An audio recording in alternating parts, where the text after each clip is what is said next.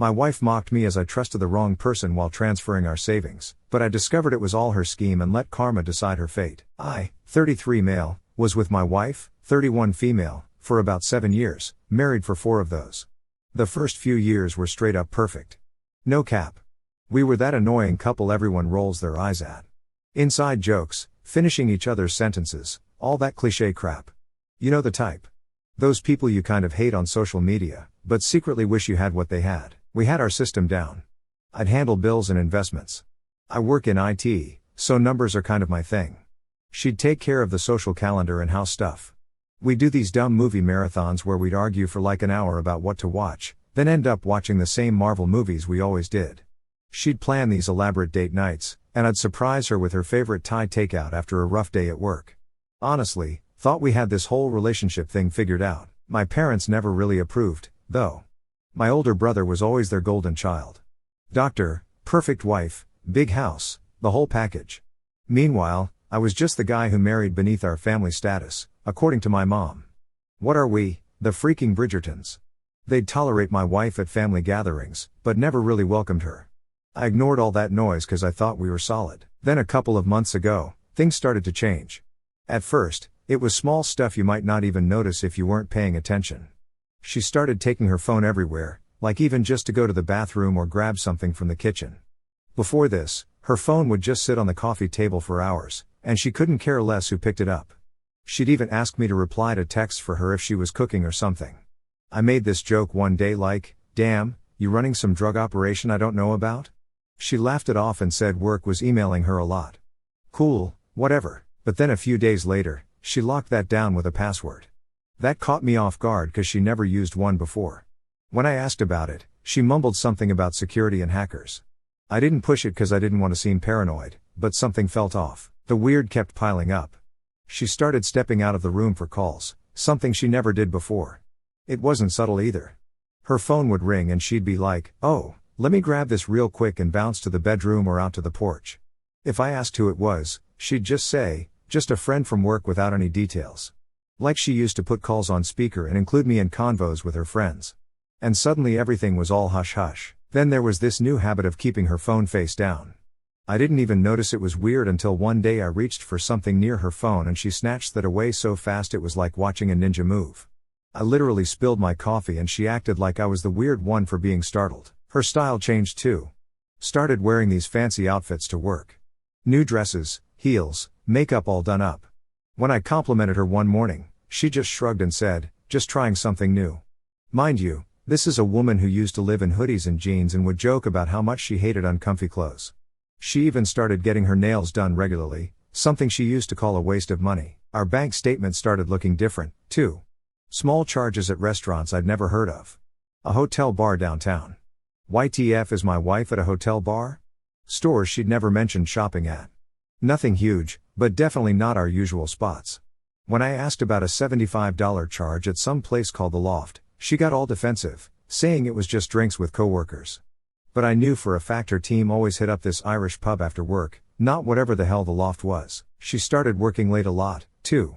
Like, her normal hours were 9 to 5, but suddenly she's not getting home till 7 or 8, saying they had team meetings or deadline crunches. I work in corporate too and I know deadline crunches happen, but every week for months? Something wasn't adding up. All these little things were adding up, but I kept telling myself I was overthinking it. Maybe she was just going through some phase or whatever. Didn't want to be that jealous, controlling husband questioning her about every little thing. But deep down I knew something was up. I started feeling like I was going crazy, like am I just making up patterns that aren't there? Is this normal relationship evolution and I'm being paranoid? But man, when your gut is screaming at you that something's wrong, there's usually a reason. But as the weeks went on, she started feeling distant as hell. Conversations that used to flow easy now felt like pulling teeth. We used to talk for hours about random crap. Movies, work gossip, future plans, but now it was just basic roommate talk. Did you take out the trash? We need more milk. That kind of surface level BS. Anytime I'd bring up future plans, like, where should we go for our anniversary? Or should we start saving for a new car? She'd just nod and say, "Yeah, we'll see."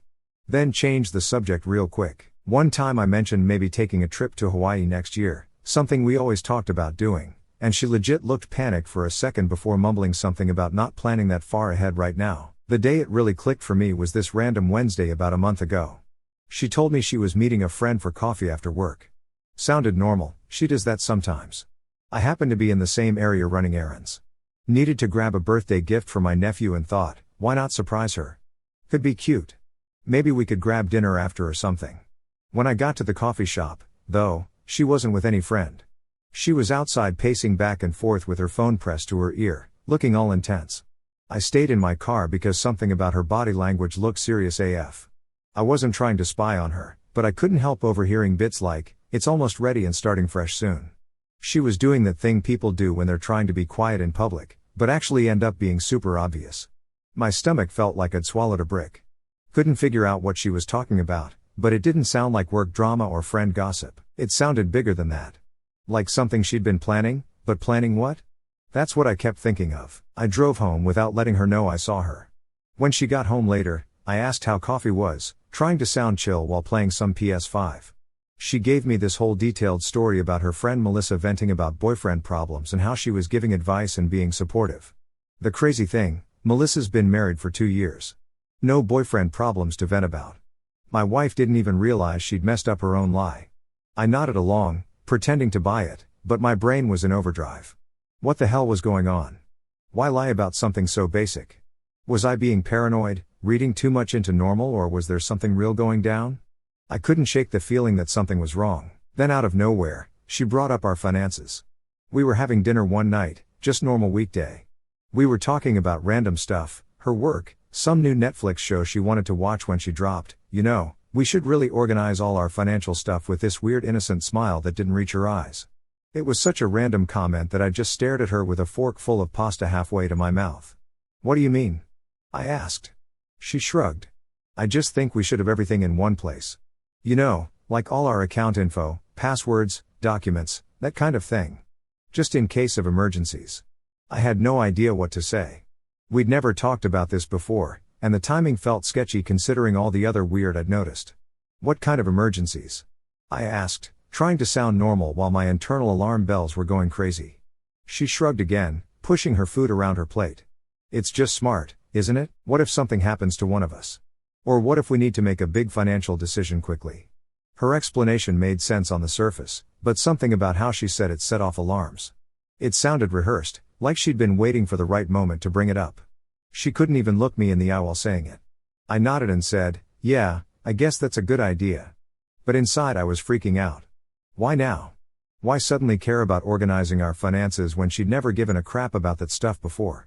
This is a woman who once called our 401k boring adult thing and zoned out whenever I talked about investments. That night, I couldn't sleep.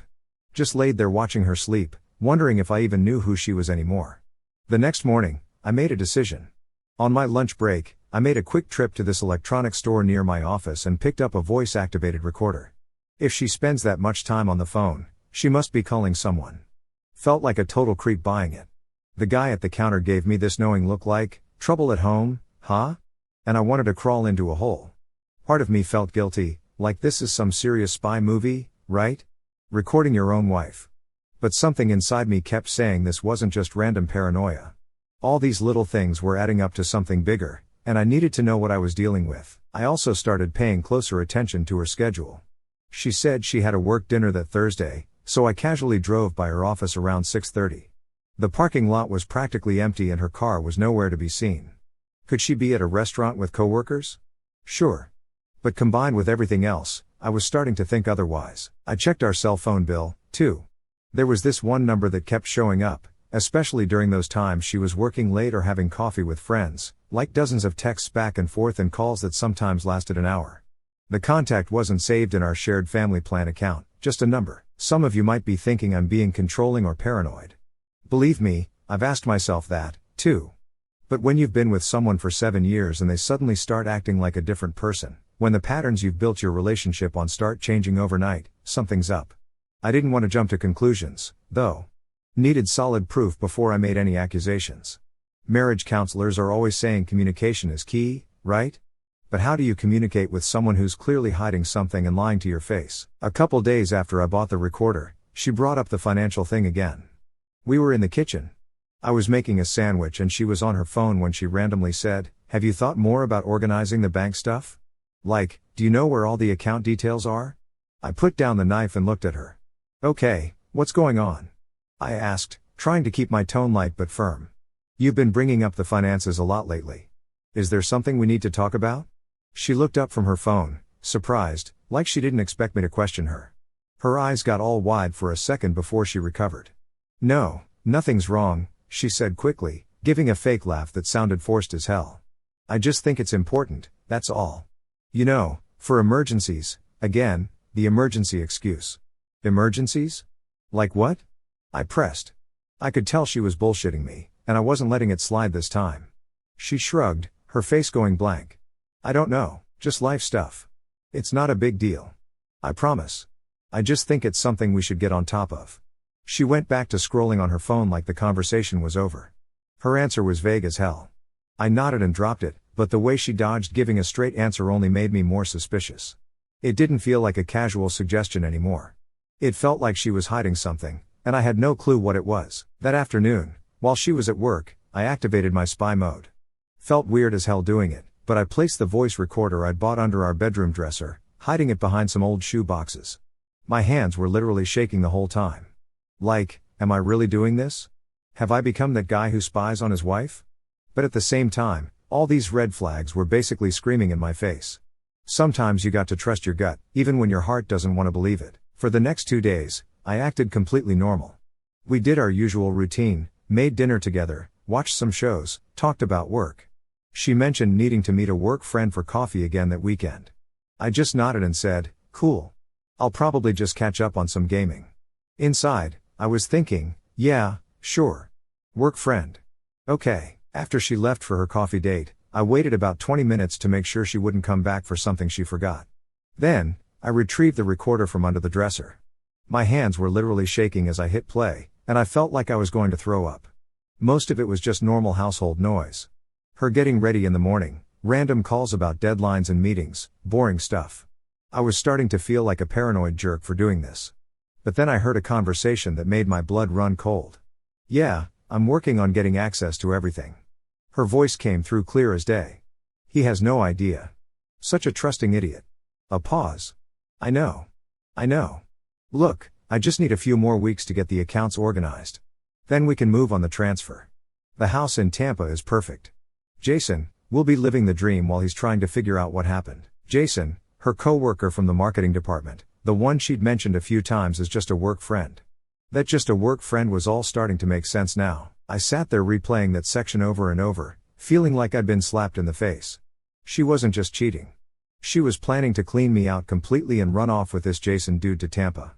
My wife of 4 years was literally calling me a trusting idiot while plotting to steal our life savings. What the actual heck? The recorder caught a few more conversations over the next couple days. More plans, more details about accounts, more insulting comments about me. Honestly, hearing her laugh with him about how clueless I was hurt more than the cheating itself. The stress was eating me alive. So, I reached out to my boy Mike. We go way back to college days and he's got my back no matter what. I invited him over for coffee while my wife was at another work event and told him everything I'd heard, trying not to sound like I was losing my mind. "Look," he said after I explained, "I'm not saying something's definitely going down, but you're not crazy for being suspicious. If you're worried about protecting your money, now's the time to do it. Better safe than sorry, my dude." He gave me a rundown of what I could do. Basic steps to make sure my finances were secure if something was happening. Not going to lie, the idea of taking steps like that felt extreme. But the recording didn't leave much room for doubt. I kept replaying memories in my head. How did we get here? Was this really what our marriage had become? What happened to the woman I fell in love with? That evening, while she was out, I sat down at my desk and pulled out my laptop. My hands were legit shaking as I opened the browser and started going through everything. Bank accounts, investment accounts, the house deed. I decided to check our computer history, something I'd never done before. What I found was the final nail in the coffin. She'd been searching for how to transfer large sums without raising flags, property laws in Florida, and even how to hide money from spouse. There was even an email draft to Jason with a list of our account numbers and balances. This was real. She was actually planning to rob me blind and disappear with this guy. The woman I'd shared my life with for 7 years was now essentially plotting to financially murder me. I made a list of everything I could transfer and how to do it without raising red flags. As I typed, I felt this heavy weight on my chest. I'd trusted her completely for years. And now here I was playing defense against the person who was supposed to have my back. I decided to call my parents for help. This was hard because we've never been close. I've never been their favorite. I was just there. But I needed someone I could trust to hold on to some assets temporarily. The call went about as well as expected. "Mom, I need a favor." I started, my voice tense. "What is it?" She sounded annoyed already, like I was interrupting something important. "I need to transfer some assets to your name temporarily. It's a protective measure. I think my wife might be planning something." The silence on the other end was deafening. "Absolutely not," she finally said. "I always knew she wasn't right for you, but now you're accusing her of stealing. This is ridiculous." "Mom, I'm not making this up. I've seen." "No," she cut me off. "I won't be part of your paranoid delusions. Your wife has been nothing but good to you. Better than you deserve, honestly." That stung. Even when I needed them most, they couldn't take my side. They'd always liked her more than me anyway. "Maybe if you'd made something of yourself like your brother, you wouldn't be so insecure," she added, twisting the knife. I hung up without saying goodbye. Should have known better than to expect support from them. With my parents out as an option, I called Mike back. "My parents aren't going to help," I told him, trying to keep my voice steady. "Damn, that's cold," he said. "Look, I've got a cousin who's a lawyer. Let me call him, see what options you have." By the end of the night, I had a plan. Mike's cousin explained how I could create a trust and move assets there. It wasn't ideal, but it was something better than sitting around waiting to get screwed over. Over the next week, I quietly moved most of our assets into the trust. I left just enough in our joint accounts to make it look normal, a decoy that would make her think everything was still there for the taking. I documented everything meticulously, making sure every transfer was legal and above board. I also set up a small camera in our home office, hoping to catch more evidence. The recorder had given me the confirmation I needed, but having video would make my case airtight if things went to court. All this time, I played dumb. I nodded along when she mentioned organizing our finances. I acted normal when she came home late from work meetings. And I pretended not to notice when she'd take calls from her mom, but the caller ID clearly showed a different name. It was the hardest acting job of my life, but I knew I needed to play it cool until everything was secured. As Mike's cousin said, the element of surprise is your best friend right now. 2 weeks went by and things seemed normal. Too normal actually. She was acting more affectionate, initiating conversations about random stuff like work or dinner plans. It threw me off because for months she'd been distant, avoiding anything deeper than surface chat. Part of me started wondering if I'd been overreacting, but then I'd remember those recordings. That wasn't my imagination. That was her voice, planning to leave me broke while she ran off with Jason to Tampa. So, I kept playing along with her little act, waiting to see what she'd do next. Then, I had to leave on a business trip. At least that's what I told her. In reality, I was staying at Mike's place, finalizing everything with his lawyer cousin, and getting the last pieces of evidence lined up. I told her I'd be gone for 4 days, but I intentionally came back on day 3. I waited until I knew she'd be home alone. The timing had to be perfect. Based on her patterns from the past few weeks, she'd usually make her secret calls around 2 p.m. while I was at work. So, that's when I decided to walk in, and there she was, sitting at our kitchen table, laptop open, straight up laughing as she completed some bank transfer. Our accounts were pulled up on the screen, or what she thought were our accounts. In reality, she was looking at the decoy accounts I'd left active with just enough cash to make her think she'd hit payday. "What are you doing?" I asked, dropping my travel bag on the floor. You should have seen her face. For a split second, there was this look of pure terror before she tried to recover. She didn't even close the laptop. Instead, she just smirked. Not that warm smile I fell for years ago, but this cold-ass look I'd never seen before. "You trusted the wrong person," she said, turning the laptop so I could see what she thought was our emptied savings account. "All this time, you thought we were building something together." I just stood there letting her think she'd won. All those nights reviewing bank statements, setting up the trust, recording her conversations, it all came down to this moment. I almost wanted to laugh, but I kept it together. "You're too naive for this world," she continued, checking her fancy watch I bought her last Christmas, always trusting everyone. "Did you really think someone like me would stay with someone like you forever?" Yeah, naive. Naive, right? Because the real genius move is leeching off the guy who financed your entire shallow existence. I said nothing. Just watched her wheel her suitcases to the door, which I hadn't even noticed were already packed and waiting in the hallway. She'd been planning this moment, waiting for me to be gone so she could clean me out and disappear. When I didn't react, no begging, no crying, no anger. She looked confused for a second. Then she shrugged, grabbed her keys, and bounced. The second the door closed, I pulled out my phone and made 3 calls. One to my lawyer, one to the bank, and one to the police. Then I sat down and opened my own laptop. What she didn't know was that I'd been building a case for weeks. The voice recordings where she explicitly discussed stealing our savings with Jason. The browser history showing searches for properties in Tampa. The video from our home office camera catching her taking pictures of our financial documents. The email drafts outlining their entire plan. The money she transferred. That decoy account with just enough cash to make her think she'd cleaned me out, but not enough to actually hurt me. Meanwhile, the real money was safely tucked away in a trust she couldn't touch. I sat back in my chair and waited. I knew it wouldn't take long before reality hit her. Sure enough, about 6 hours later, my phone started blowing up. First with texts, "WTF is happening with the transfer? Call me now. What did you do?" Then the calls started. I let them all go to voicemail. Each message more frantic than the last. I caught bits like, "The money's gone and Jason isn't answering," before deleting them. Turns out her boyfriend had his own side plan. According to the bank, he'd taken the $30,000 she'd transferred to their shared account and immediately withdrawn it before ghosting her. Her perfect escape plan had fallen apart at both ends. Within 2 days, as expected, she showed up at my office building screaming that I'd somehow stolen her money, that I'd reported her to the bank for fraud. Security had to escort her out while she yelled that I had tricked her. Little did she know, I had just filed a police report for attempted grand theft with all my evidence lined up like dominoes ready to fall. Her text that night. "I didn't mean it. It was a mistake. We can work this out." My response, "I didn't bother sending one." Instead, I forwarded all the evidence to my lawyer and let the legal system do its thing. The police opened an investigation immediately. They were particularly interested in the recorded conversations planning the theft, the email trails, and bank records showing her systematic transfers over weeks. You know what's messed up?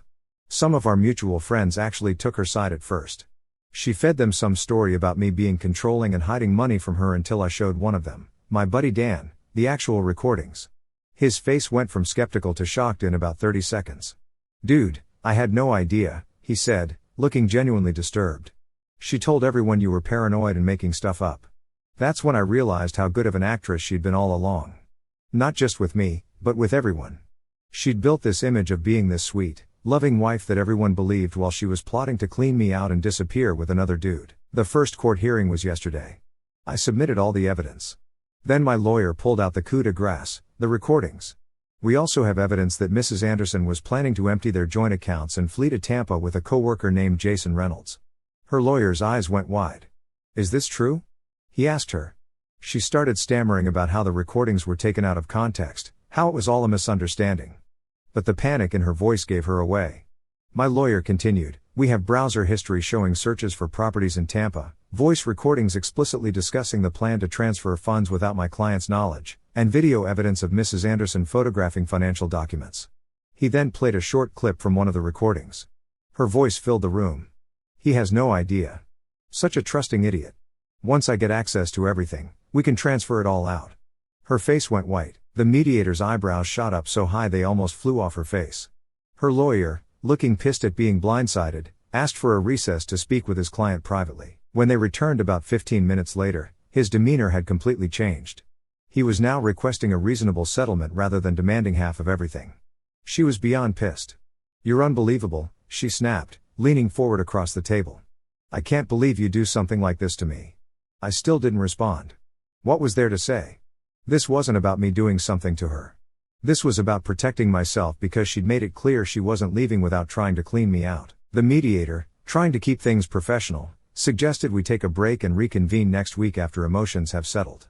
But it was obvious to everyone in the room that they were screwed. When we walked out of the building, she pulled me aside in the hallway, her face a mix of anger and desperation. "This isn't over," she said, her voice low. "You're going to regret this." I just looked at her and said, "I already regret trusting you. That's the only regret I have." Her attorney already reached out about a settlement, but I'm not interested in settling. This isn't about money anymore. It's about consequences. Some mutual friends have reached out saying I should try to work things out. That marriages go through rough patches. Like, are you kidding me? I'm not going to lie, there are moments when I'm alone at night and I miss the person I thought she was. But then I remember her voice on that recording calling me a trusting idiot. And I remember this person never existed in the first place. The day after our first court session, my parents showed up at my house, banging on the door like they were the FBI. Apparently, my soon-to-be ex had called them after the mediation, crying her little victim story straight into their gullible ears. I opened the door, and my mom wasted no time. "How could you do this to her?" she snapped, eyes blazing like she was about to cast me out of the family for good after everything she's done for you. Right. Everything she'd done for me, like draining my accounts and planning her dramatic exit, like it was some kind of heist movie. Meanwhile, my dad just stood there with that signature disappointed dad face, arms crossed like he was judging me from a mountaintop. "Your brother would never treat his wife this way," he said, his voice low and full of condemnation. "This is why we always worried about you." Even now, they were defending her. Somehow, she'd managed to twist everything and turn them against me, and my own parents were standing there practically foaming at the mouth to make sure I knew how much of a failure I was. "You don't know what's really happening," I tried to explain. But they'd already decided I was the villain of this tragic tale. "We know enough." My mom shot back. She told us everything. How you've been controlling, how you set her up to fail. I couldn't even wrap my head around it. She'd been running her mouth and painting me as the monster while she was the one ripping me off and probably laughing about it with her friends over overpriced cocktails. And my parents, they were eating it up like it was gospel. I didn't argue much, which made them more pissed. Before they left, my mom gave me one last look. Pure disgust painted across her face. "Don't bother coming to Sunday dinner anymore. You're not welcome." They stormed off, leaving me standing in the doorway like a complete idiot. That hit way harder than I wanted to admit, but I still had Mike waiting in his car down the street. He had my back when nobody else did. After that, things moved pretty fast. I tracked down Jason, the work dude she was planning to run away with through Mike's connections. Turns out he was hiding at his cousin's place across town. With a promise of immunity, he agreed to spill everything. Turns out she'd been planning this for almost a year. And get this, there was another guy from her gym she was running the same con on. Telling him they'd move to Austin instead of Tampa, making the same promises. The absolute audacity. Jason agreed to testify, which was the final nail in her coffin. His statement to the court showed how she'd initiated the whole plan, calculated what they could take without me noticing, and researched the best time to file for divorce to maximize her take. After that, she went into full meltdown mode. First came the apologetic calls. "I think we just need to talk, and I know this got messy, but we can fix it." When I didn't respond, she flipped to rage mode, calling me manipulative and vindictive. I ignored all of it on my lawyer's advice. Whenever I felt a twinge of sympathy, I'd replay that recording of her calling me a trusting idiot and planning to clean me out. When the calls didn't work, she tried a new angle with our friends, claiming the divorce was an elaborate prank or a test of our relationship. Some people actually bought it at first. I'd get these weird messages like, "Wow, I didn't know you were being so harsh to her." But once Jason's testimony and screenshots went public, everything changed. The screenshots spread through friend groups like wildfire, and suddenly nobody was buying her anymore. People who defended her were now messaging me with apologies. Even my parents finally came around when faced with the evidence. Dad called with an awkward apology, and Mom texted that she was sorry for misjudging the situation. Too little, too late. I told them I needed space. By the time the divorce was finalized last week, she had nothing but her personal stuff. Her lawyer dropped her case after the Jason revelations. There wasn't a legal leg to stand on. All her demands crumbled and my trust was untouchable. As for me, I kept the house, my savings, and most importantly, my sanity. Mike helped me repaint and rearrange everything to make it feel like my place again. Even burned the bed we shared at Mike's uncle's farm and bought all new bedroom furniture. And life finally feels like it's back in my control. No more second guessing, no more betrayal, just peace. Some people, like my parents, are still trying to reconnect, but I'm keeping my distance for now. Some bridges stay burned. For anyone going through similar, document everything. Trust your gut and know who's really on your side. And get a good lawyer. That part's non-negotiable.